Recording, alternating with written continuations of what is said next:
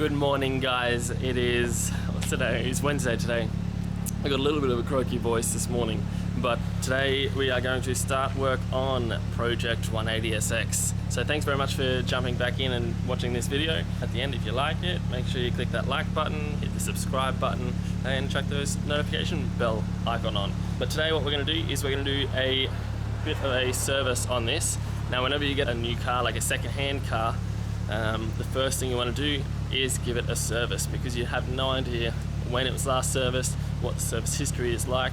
So it's a good way to kind of get a little bit more information about the car and make sure everything's up to date. Now, inside the front window of this, it does still have the label from the last service on it, and the next service isn't due until 141,000 Ks, which this only has 135.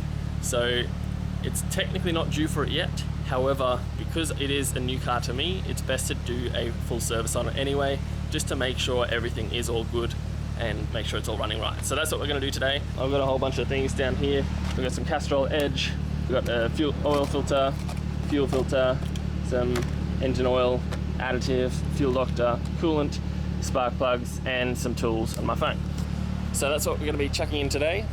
So starting off in the engine bay just here. Right now I've got the car warming up.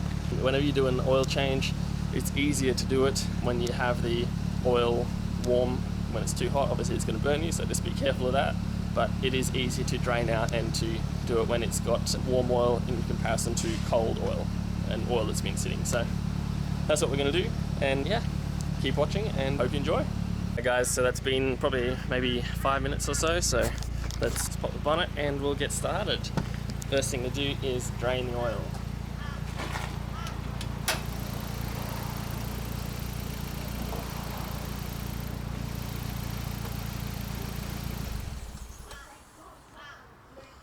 And turn off the car. This is my first time working on a CA18. For those of you that are new to the, I guess, Silvia 180SX platform, basically there's two main engines. There's a number of different variations, but the two main engines that came in the Silvias and the 180s were either an SR20 DET or DE, or the Ortec, or a CA18 DE or DET. The T on the end means it's a turbocharged one. DE is non-turbo. Then there was an Ortec version as well for the SR20s. Yeah, so there's a kind of a number of different variations, but my Silvia, my S13, I've only ever had Silvias that have had the SR20 in it. So this is my first time working on a CA18. Now, SR20s are a 2-litre engine. This is a 1.8 litre. So 18, 1.8, 20, 2.0, 2-litre. The easiest way to remember it. So yeah, this is my first time working on these. People often refer to these as mini RB engines. So in the Skylines, which are what's known as the R chassis, they had a 6-cylinder engine in it. So the SR20 and the CA18 were both 4-cylinder engines, and the Skylines came out with the 6-cylinder engines. So the RB20s, RB25s, RB26s, etc. But this one here, I don't know a huge amount about the CA18s, but I know that people often refer to these as a mini or a baby RB engine because it has a similar kind of setup. It's just missing 2 cylinders. In comparison to the RB20 or 25, I'm not entirely sure which one they compare it to. Someone might write it in the comments below, who knows. But anyway, let's get started. I guess first thing to do, got a nice warm engine. It is absolutely filthy.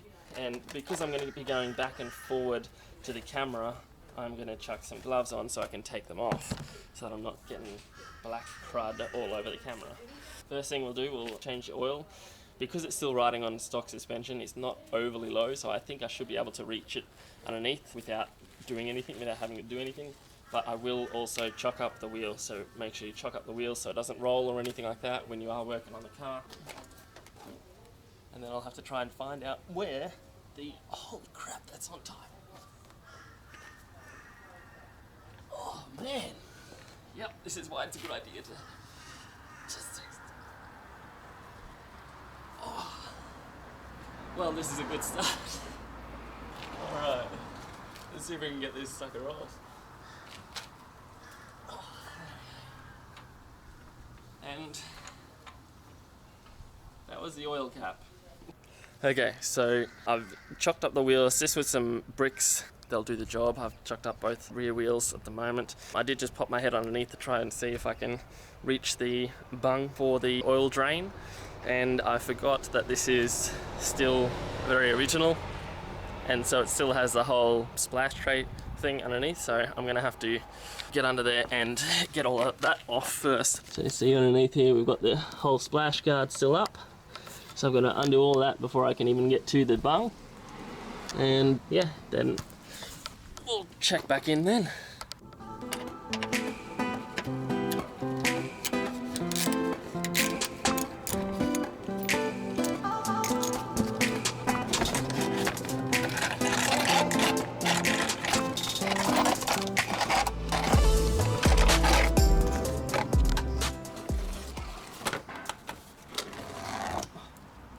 Alright, it's one piece done.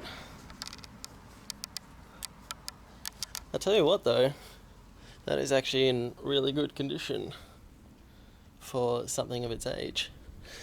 I am rather impressed.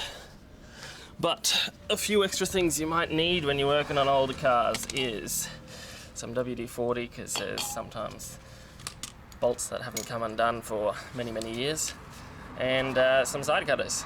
So I have to go get them.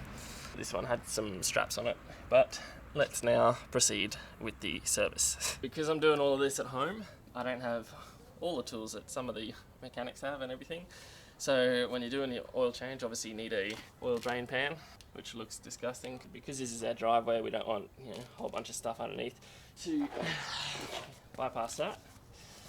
If you have any old floor mats laying around, don't throw them out. Use them as mats for underneath the oil pan and underneath the car for when you're working on it. Works great.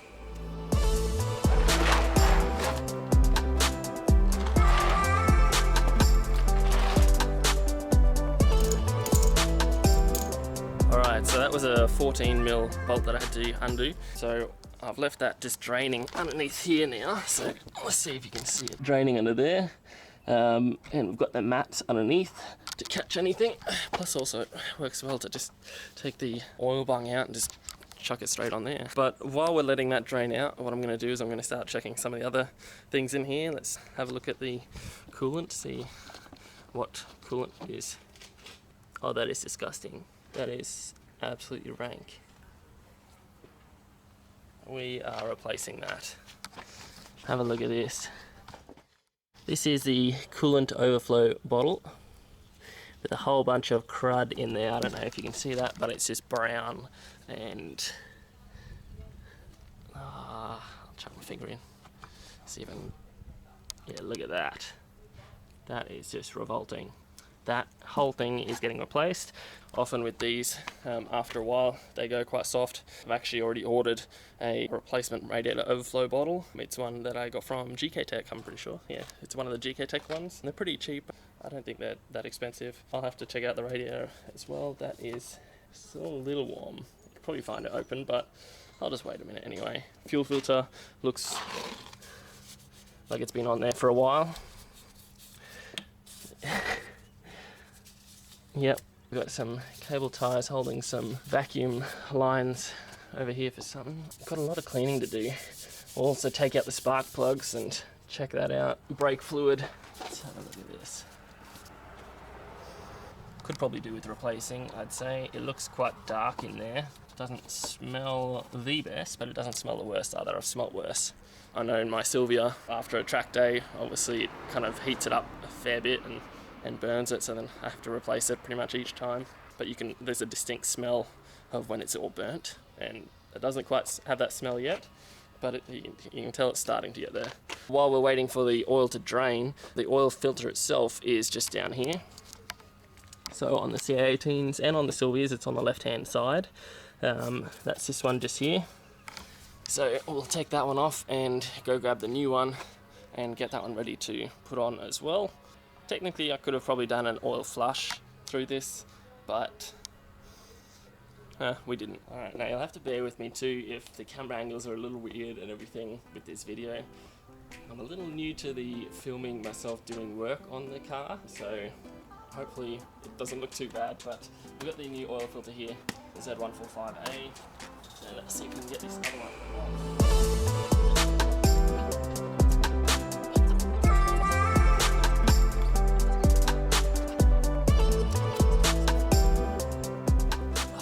not moving at all. I've never had any success with this, but I'm gonna give it a shot anyway. Wish me luck.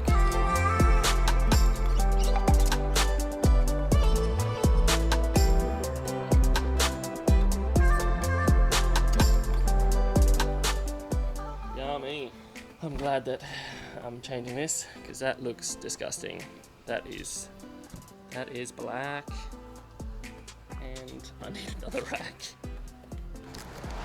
All right, look at this.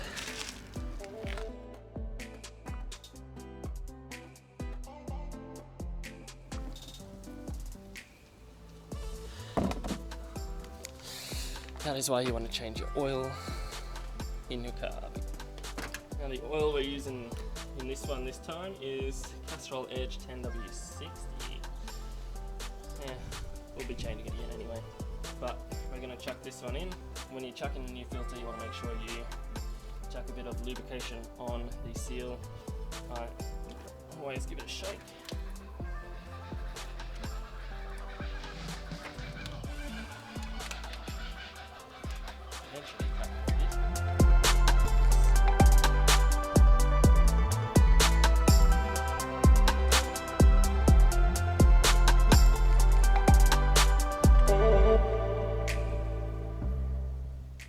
Alright, so oil filter's back on.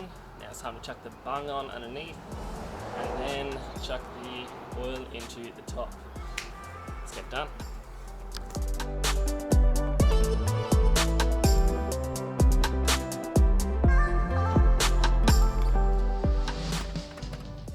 Alright, so a little bit of an update. The camera battery went flat, so I had to leave it on charge, but I kept going because it's getting kind of hot and it's a little slow to record and do this at the same time. But some updates. So spark plugs are in, oil is done. I've cleaned up a little bit in there.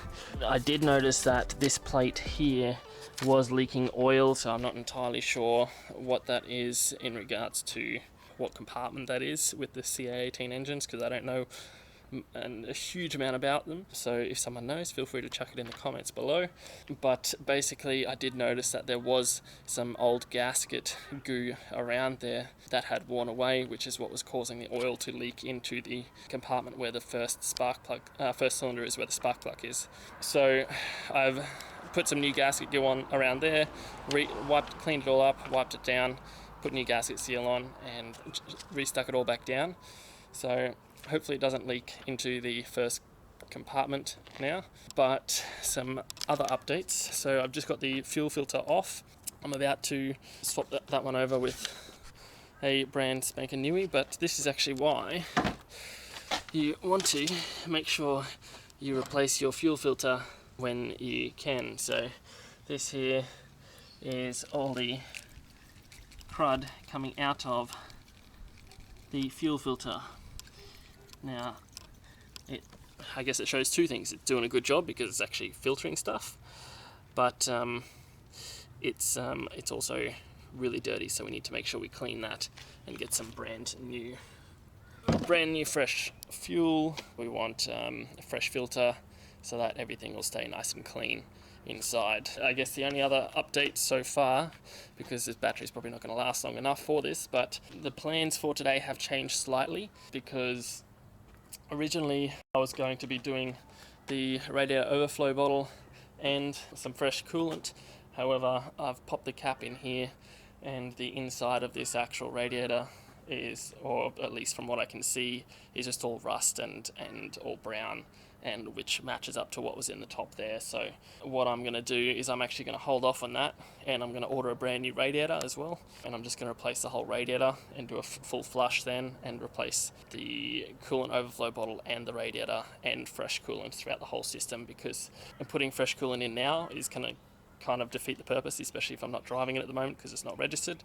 So yeah, I will also need to do a power steering fluid change and brake fluid change, probably clutch fluid as well on the clutch master cylinder, which is at the back there. But yeah, I'll chuck this fuel filter in and then we'll start it up and see how it's running, I guess.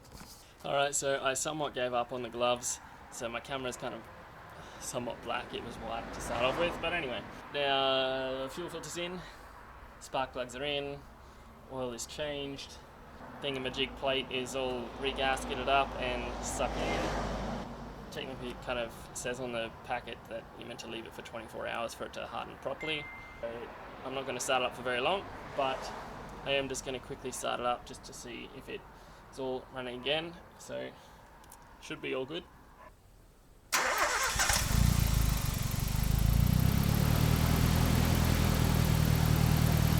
Alright, now because I pulled the fuel filter off and lost some of the fuel out of there, I did prime it a few times before I started it, but success.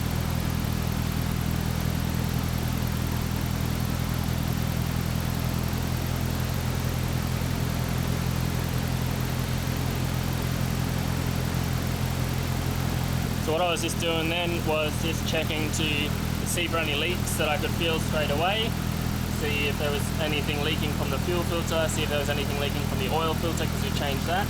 I'll check underneath in a second, but so far so good.